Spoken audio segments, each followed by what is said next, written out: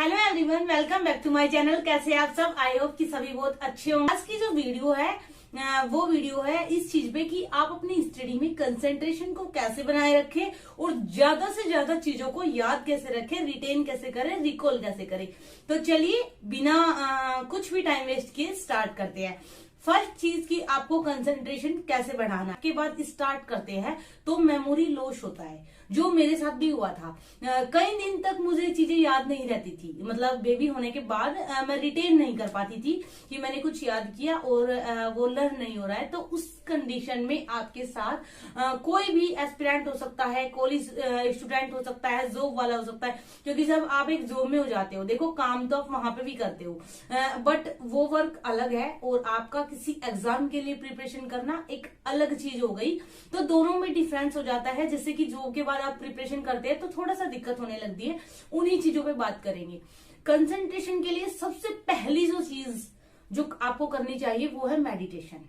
ये एक ऐसी थेरेपी है जिसको मैं बोलूंगी कि आप एक कंसंट्रेशन, एक बैलेंस लाइफ, एक पंक्चुअल, आप हर चीज के क्योंकि आप जब मेडिटेशन करते हैं, जब मेडिट करते हैं अपने आप को, तो वो एक बॉडी में वो एनर्जी डेवलप होती है कि उसके बाद फिर आपका हर चीज में फोकस, क्योंकि मैं मानती हूं कि यूपीएससी एग्जाम का दूसरा नाम ही है फोकस।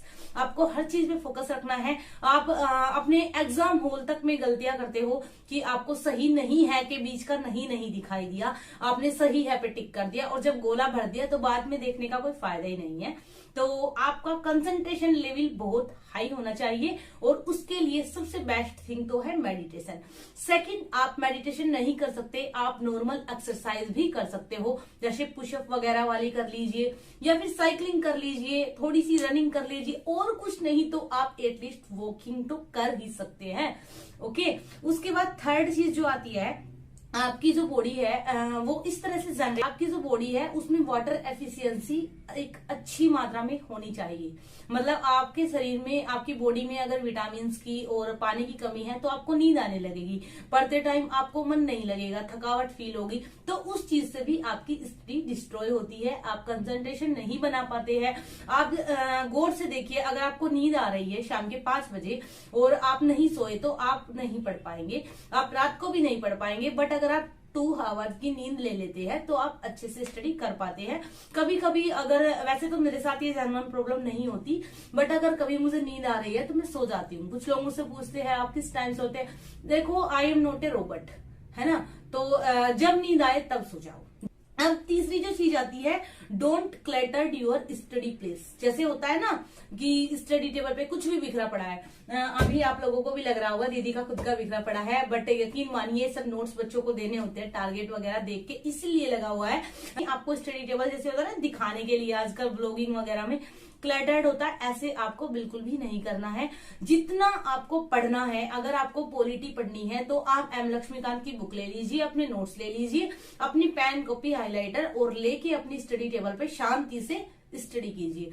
एक चीज होती है पानी। पानी आपके लिए सबसे बड़ा जो होता है डिस्ट्रक्शन करने वाली चीज हो जाती है। बार बार आप उठेंगे, पानी पिएंगे, तो पानी को आप अपने पास रखिए, जिससे कि आप बार बार जब भी आपको वाटर की जरूरत हो आप तभी अपना पी सके। उसके बाद एक आती है be focus on your aim, यानी आपने क्यों यूपीएससी को चुना है, अपने वाई पे फोकस कीजिए कि क्यों आपको यूपीएससी का एग्जाम देना है। काफी सारे एग्जाम है, रेलवे वगैरह, टीजीटी, पीजीटी सब निकलते रहते हैं, फिर भी आपने यूपीएससी को चुना है तो उसमें फिर अपनी लॉयल्टी दिखाइए। ये नहीं है कि आपने ओनली दिखाने के लिए चुना है, आपको ओनली बस ये करना है कि हाँ हम पढ़ रहे हैं, हाँ हम भी दे रहे हैं, और फिर आप बोल रहे हो हमें नींद आ रही है, हम नहीं कर पा रहे। तो क्यों, किसके लिए आपको आईएएस बना है? खुद के लिए बनते हैं ना। आप कौन सा मेरे को सैलरी दोगे या मैं आपको सैलरी दूंगी? नहीं ना, कोई किसी को नहीं देता है, तो अपने लिए करते हैं, तो फिर अपने आप ही उसकी रेस्पॉन्सिबिलिटी आप ले। ओके, एक चीज आती है अब कि ज्यादा से ज्यादा आप याद कैसे रखते हैं चीजों को, क्योंकि यूपीएससी में क्या होता है, इतनी सारी चीजें हैं। तो एक तो सबसे पहला जो बवंडर है वो यही है कि इतनी सारी चीजें हैं, समझ नहीं आता क्या पढ़े क्या छोड़ दे। एक चीज बताओ, आपने कोई मैगजीन ली, उठाई, चलो सपोज करो विजन आईएएस ले लेते हैं हम एक एग्जांपल के तौर पे, तो आप देखोगे कि एवरी टॉपिक 2000-2500 शब्दों में उन्होंने समझाया हुआ है। बिल्कुल सही बात है, उनकी गलती मैं बिल्कुल नहीं बोलूंगी, क्योंकि उन्होंने एक बच्चों को समझाने के लिए वो चीज रिटेन किया है। मान लो WHO पे कोई चीज आती है, उनको पूरा WHO के बारे में बताना पड़ेगा, जो चीजें हम ऑलरेडी जानते हैं कि उसका मुख्यालय कहाँ पे है, उसके अध्यक्ष कौन है, उसके मेंबर कौन है, कौन कौन से देश आते हैं, क्या उसके वर्क है, क्या फंक्शंस है, वो हमें पता है, आई नो, बट वो फिर भी लिखेंगे क्योंकि उस मैगजीन को न्यू बच्चे भी पढ़ते हैं। तो आप एक चीज बताइए, अगर आपके एग्जाम में एग्जाम्पल लीजिए मेंस एग्जाम का, तो आपसे क्या पूछा जाता है, आपसे अगर आप एनालाइज करोगे तो 150 या 250, इससे ज्यादा आपको लिखना ही नहीं है। तो फिर आपको इससे ज्यादा रट्टा क्यों मारना है? आपको उतना ही रिटेन करना है, उतना ही रिकॉल करना है जितना आपके लिए रिलेवेंट है, आपके एग्जाम के लिए रिलेवेंट है। यहाँ पे बात आती है फिर फिल्टर करने की। आपको एवरी टॉपिक को फिल्टर करना होता है, शॉर्ट नोट्स बनाना होता है, उसी को आपको एग्जाम में लिखना होता है। अगर आपने सपोज कीजिए 300-350 में खत्म कर लिया, आपने उसको लर्न कर लिया, तो एग्जाम हॉल में 250 आपको रिटेन हो जाएगा, अगर आपने अच्छे से प्रॉपर मन लगा के पढ़ाई की है। अब इसी की जर्नी एक ऐसी जर्नी है जिसमें आप हर फील्ड में हीरो हो जाते हो। तो जरूरी नहीं है कि आपका आईएएस में सिलेक्शन हो, मैं वो चीज आपको थोप के नहीं बोल रही, बट इस तरह प्रिपरेशन करो कि एटलीस्ट आप किसी और फील्ड में जाओ तो बेस्ट दे पाओ। यूपीएससी एक चीज बहुत अच्छे से सिखा देती है, मैनेजमेंट। आप चीजों को मैनेज करना सीख जाते हो, 10-12 सब्जेक्ट को एक साल में कवर कैसे करना है, एक स्ट्रेटजी बनाना, ये चीजें आपको यूपीएससी की जर्नी सिखाती है। मैं आपको अगर ईमानदारी से बताऊं, जब तक मैंने यूपीएससी की प्रिपरेशन नहीं की थी तो मुझे अपना घर भी अच्छे से मैनेज करना नहीं आता था, बट सब चीजें आज मैं मैनेज कर रही हूँ। अपना पढ़ाई, अपना वर्क, जो बच्चों के मेंटोरशिप ग्रुप चल रहे हैं, 5 ग्रुप चल रहे हैं, ऊपर से आंसर राइटिंग ग्रुप अलग से है, उसके बाद फिर मेरी खुद की स्टडी है, मेरा बेटा है, हर चीज को मैनेज करना वो यूपीएससी ही सिखाती है। तो ऐसा नहीं है कि आप इस जर्नी में अगर अपना टाइम देते हैं तो वे वेस्ट है, बिल्कुल भी नहीं है। भले ही आईएएस बने या ना बने, बट आप हर फील्ड में अच्छे खासे, कहीं पे 10 लोग बैठे हो वहां पे भी आप सबसे अलग नजर आते हो। तो यहाँ पे आपको जो ध्यान देना है, आपको उतना ही पढ़ना है जितना आपके एग्जाम के लिए रिलेवेंट है। ये या तो आप किसी टीचर से या किसी गाइडर या किसी मेंटोर, किसी से भी सीख सकते हो, या फिर मेरी वीडियोज ऐसे ही जाती रहेगी तो धीरे धीरे आपको चीजों का पता चलता जाएगा। आपको किसी भी चीज का रट्टा नहीं मारना है, चीजों को समझना है। आप जितना समझोगे उतना रिटेन कर पाओगे। सेकंड चीज, अंडरस्टैंड द लाइन। एक लाइन के बीच का मर्म, वो आपको क्या कहना चाहती है, आपको ये समझना है। और ये समझने के लिए आपको खुद के अपने अंदर एनालिटिकल पावर करनी होगी। जैसे कि कोई लाइन है, उस लाइन के बीच में ना लिख के भी कुछ शब्द लिखे होते हैं, तो समझना है कि वो लाइन क्या बोलना चाहती है। थर्ड चीज, विजुअल मेमोरी यानी माइंड मैप। आपके जो नोट्स हैं वो माइंड मैपिंग फॉर्म में जितने होंगे उतने आप जल्दी उनको याद कर पाएंगे। तो विजुअल मेमोरी कर सकते हो, जैसे चित्र से याद कर सकते हो। जैसे मैंने सारे स्टेट की लोकसभा राज्यसभा की सीटें चित्र से याद की है, तो ऐसे भी आप कर सकते हो।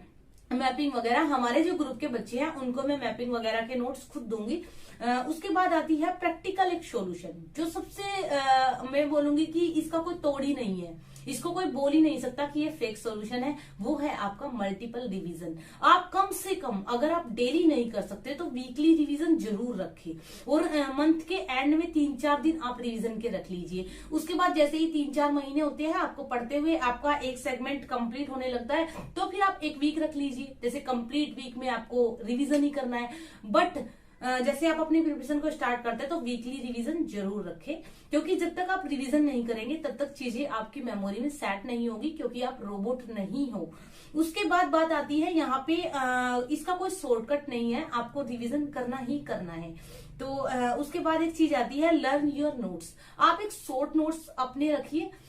वैसे जो हमारे ग्रुप के बच्चे हैं उनके लिए वीडियो नहीं है, उनको मेरे नोट्स मिलेंगे, तो वो यहाँ पे कंफ्यूज ना हो, उनको नोट्स नहीं बनाने हैं, उनको मैं खुद बना के देती हूँ। बट जो यूट्यूब वाले बच्चे हैं, आपको शॉर्ट नोट्स अपने बनाने चाहिए, क्योंकि जब एग्जाम टाइम आता है, जैसे ही स्पेक्ट्रम सपोज कीजिए एग्जाम में 1 महीना है, आप कितनी बार उसको रिवीजन कर सकते हैं? 1 बार, 2 बार, 3 बार, मतलब एग्जाम टाइम में। अभी तो कर लो, 10 बार भी कर लो, बट एग्जाम टाइम में आप उसको 2-3 बार ही रिवीजन कर सकते हो, क्योंकि टेस्ट सीरीज भी होती है, करंट अफेयर भी होती है, बाकी सब्जेक्ट भी होते हैं। तो आपको करना क्या है, एक उसका शॉर्ट नोट्स 15, 20, 30, 40 पेज में, या फिर ज्यादा से ज्यादा 70-80 पेज में खत्म कर लेना है, जिसको आप एग्जाम टाइम पे मल्टीपल रिवीजन कर सको। तो उसके बाद आपको क्या करना है, पेशेंस रखना है। स्टार्टिंग में कुछ भी नहीं होता है। कुछ बच्चों को लगता है कि हमने आज स्टार्ट किया है, हमने ज्योग्राफी का चैप्टर उठाया है, हम उसको लर्न कर लेंगे और अगले ही दिन हम उसमें रट्टे मार देंगे और सब कुछ सुना देंगे।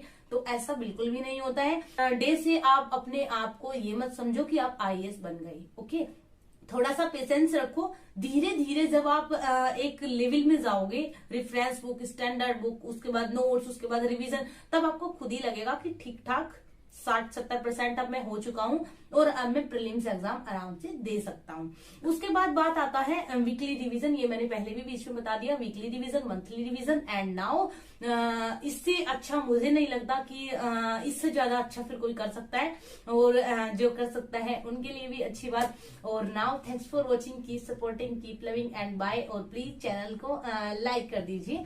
And now